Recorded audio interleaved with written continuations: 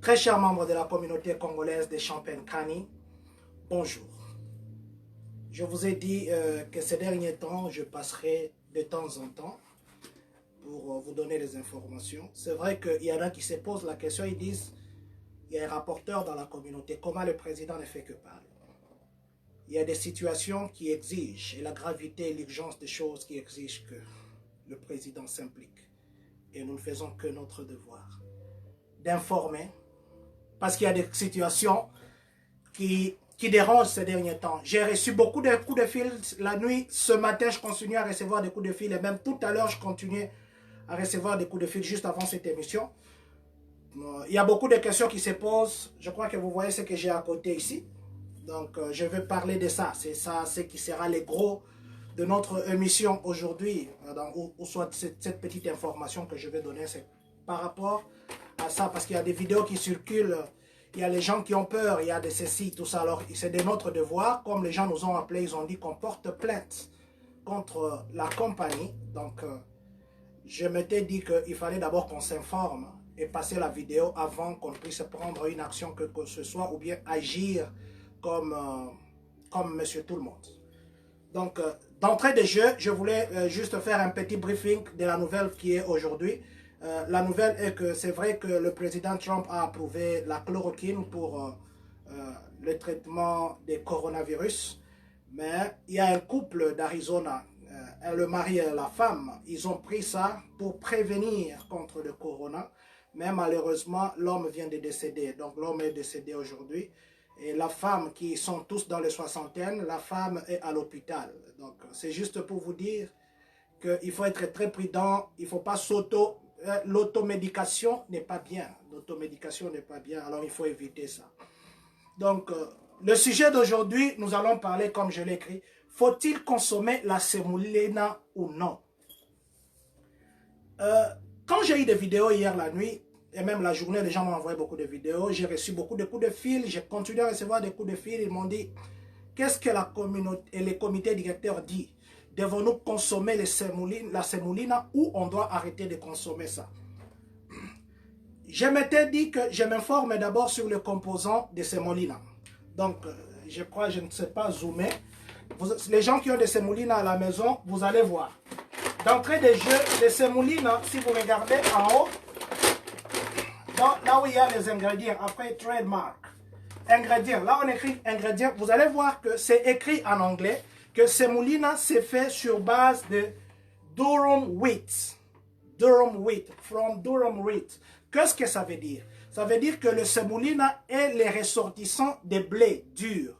Les blés qu'on appelle en swahili ngano, en lingala, je ne sais pas trop bien, j'ai oublié. En swahili, c'est l'engano. C'est comme les grains de riz, mais c'est en jaune. Ça s'appelle blé. Le sémolina, c'est un composant qui vient de blé.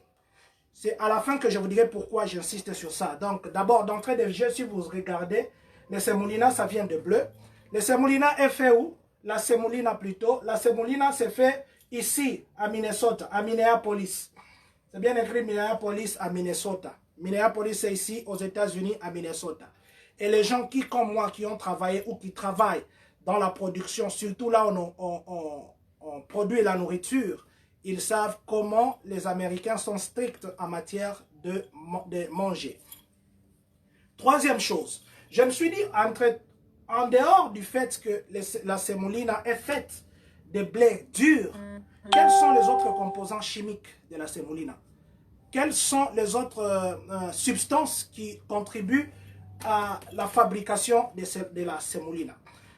Les gens ont expérimenté, les gens continuent à expérimenter. Il y a même un frère qui vient de m'appeler, il vient d'expérimenter juste avant mon émission.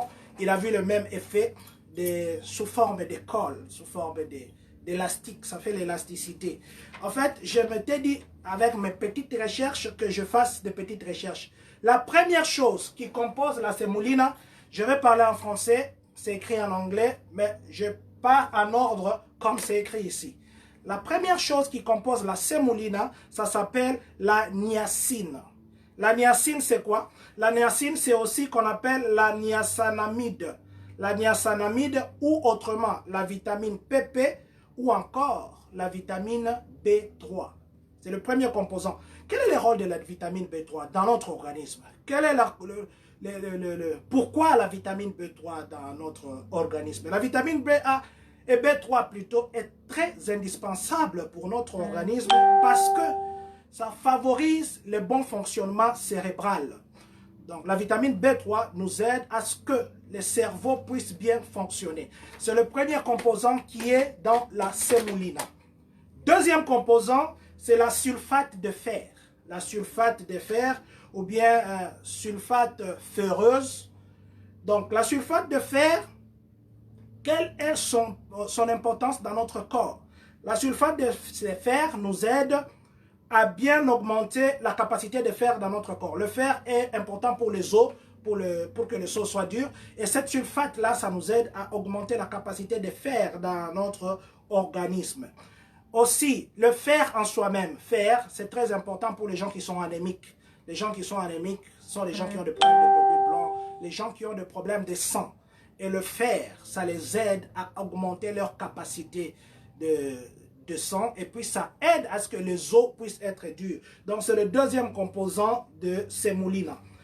Le troisième composant de la sémolina, c'est quoi? C'est la mononitrate de thiamine. La mononitrate de thiamine. La mononitrate de thiamine, c'est quoi? La mononitrate de thiamine, qui est le troisième composant de la sémolina, on appelle aussi ça vitamine B1. Donc, ça, ce sont des termes très médicaux. Mononitrate de thiamine.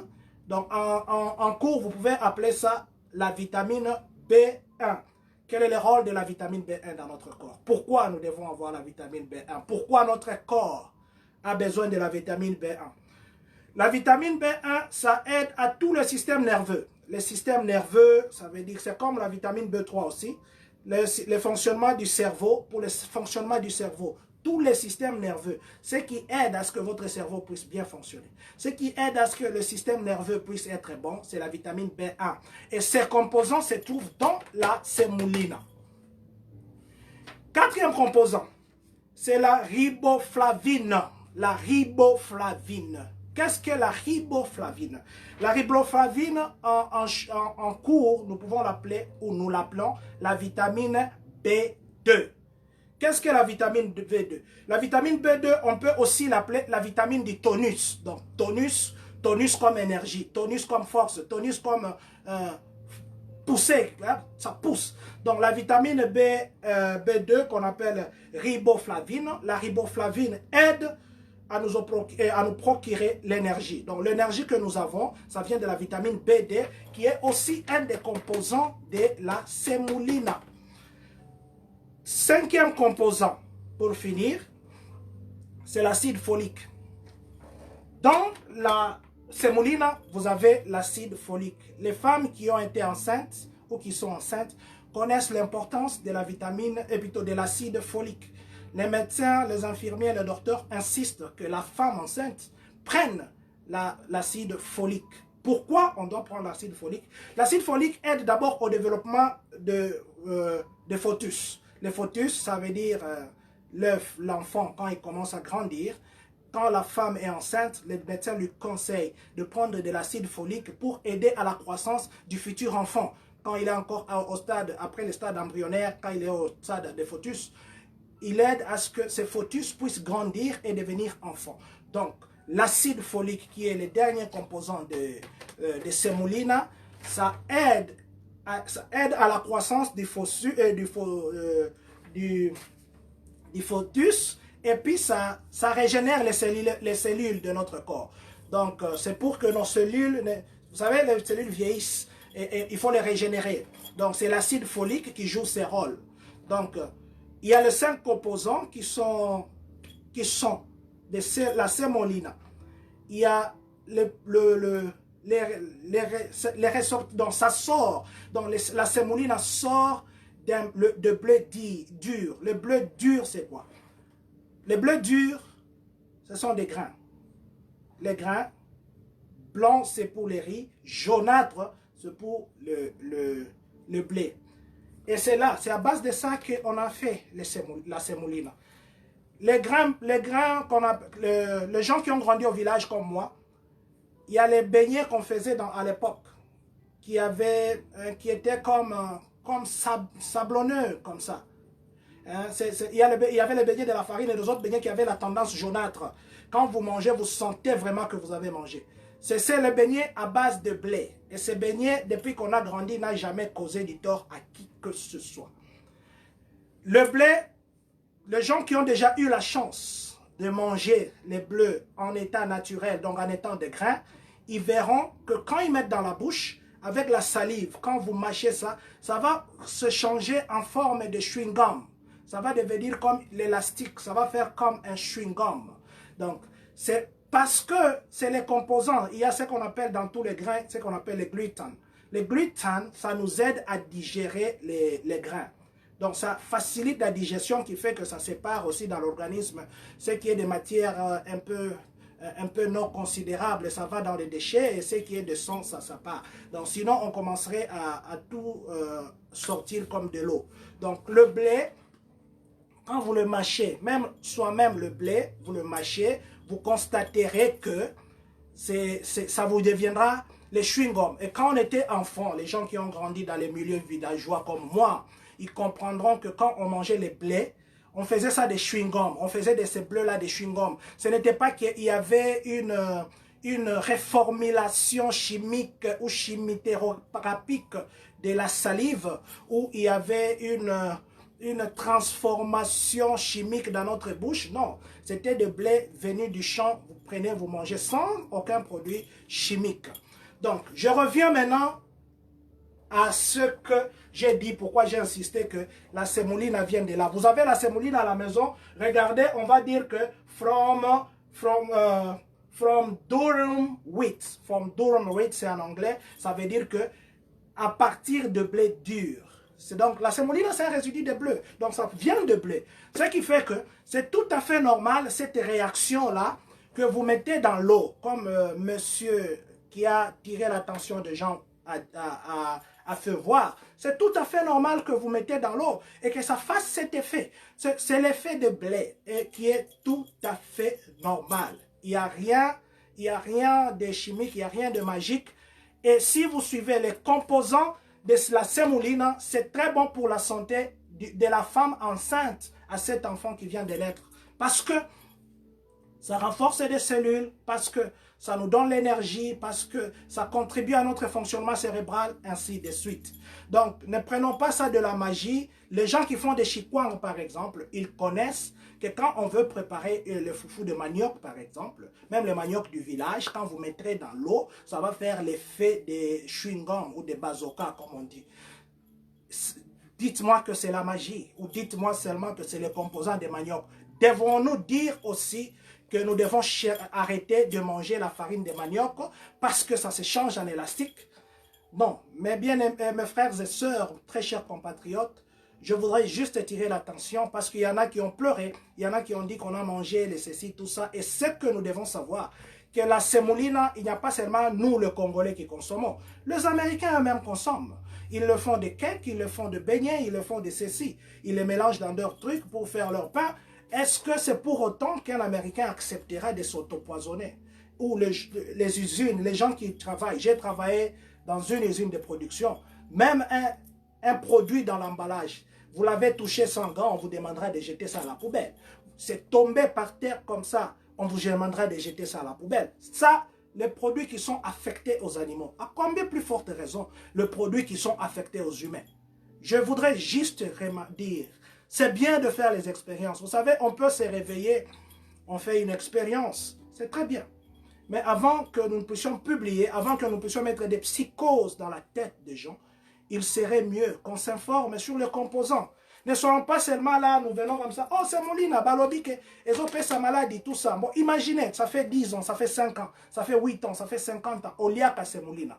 Donc, on a un check-up à l'hôpital. Nanyango, basi bakutaye na ba boule, il y a ba plastique na kati yanzoto na ye. Parce qu'il y a que c'est Molina. C'est Molina, et sa base na biso. Et en plus de cela, C'est vrai, bandeko. Ce qui ignorance et qui kozala, et ça très bien. Parce qu'ignorance, mutunyoso. Attends, peu avant d'aller à l'émission, on s'est informé, on va le long comment qui coûte un papier. Je me suis informé, j'ai pris mon temps, il y a Rotanga, il y a Rotala, ma composant, qu'est-ce qu'il y a dans la sémoulina, et je me suis rendu compte que la sémoulina, vraiment, est important, il faut.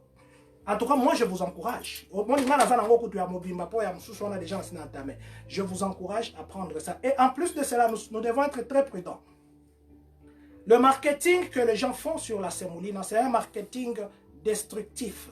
C'est un marketing qui enlève le client chez les consommateurs, chez les producteurs.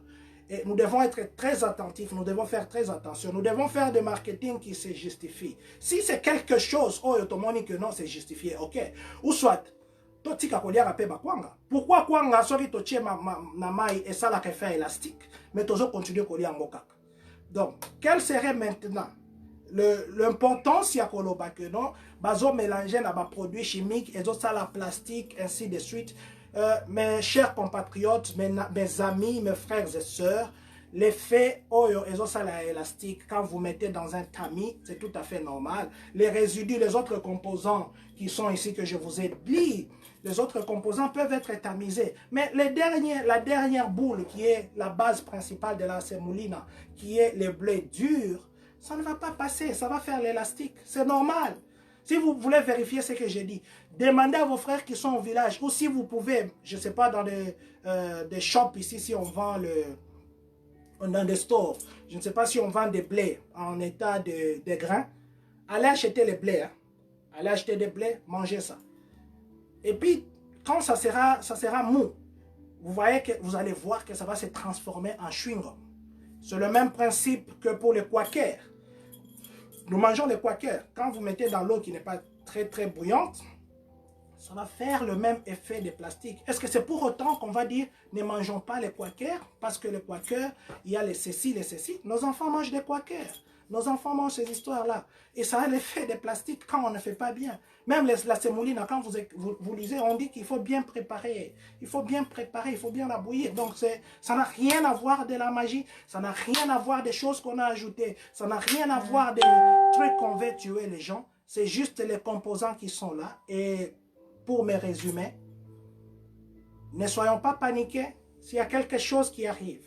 Surtout à la communauté qui nous est très chère. S'il y a quelque chose qui arrive, et que même si nous sommes limités, nous allons toquer même la porte céleste pour que la solution vienne d'en haut, afin que nous puissions arrêter la chose qui doit arriver à notre communauté. Nous allons nous battre pour cette communauté et je passerai toujours s'il y a une nouvelle qui permettra à ce que je vienne informer tout le monde pour un danger ou soit pour une information tronquée. Je viendrai et je vous parlerai. Mais je vous prie, consommez la sémoulina. Il n'y a pas de magie dedans. Il n'y a pas de chimie dedans. Tout ce qu'il y a, ce sont des composants. Et c'est les effets des composants qui font ça. Je ne suis pas chimiste. Je suis pédagogue. Je suis marketeur. En fait, je suis moi. Je suis seulement je suis bon. J'ai beaucoup de qualificatifs, mais je n'ai pas le temps de dire. Je suis pas, mais dans tous mes qualificatifs, je ne suis pas chimiste. Mais on m'a dit qu'il y a notre sœur qui travaille à Plastipac. Je ferai un effort pour la voir. Il y a notre sœur qui travaille à Plastipac. Je ne sais pas trop bien voir les questions, c'est loin. Attendez, je vais voir si je peux lire les questions, parce que je vois qu'il y a des questions qu'on me pose. Donc, je disais qu'il y a notre sœur qui travaille à Plastipac, qui est chimiste. Nous allons voir dans quelle mesure nous pouvons entrer en contact avec elle. Peut-être que nous ne sommes pas suffisamment informés, mais nous allons entrer en contact avec elle. Si elle permet à ce que nous puissions passer en direct avec elle, je suis en train de voir parce qu'il y a des questions qu'on me pose, je ne sais pas voir et répondre. Attendez, on fait comment maintenant? C'est bon ou pas? D'emblée, monsieur Merveille, à vous, je vous dirais que la sémoulina n'a aucun danger pour la santé. C'est bon, continuez à consommer la sémoulina et ça vous donnera une bonne santé. Regardez, faites l'expérience quand vous mangez la sémoulina, même la santé, ça change. Excusez-moi, je dois lire les questions. Ok, merci beaucoup. Je vois que c'est Maman Lisette qui dit qu'il faudrait aller acheter chez elle là-bas. La sémoulina est arrivée. Allez-y, consommez la sémoulina. Je vous dis que c'est très bon pour la santé.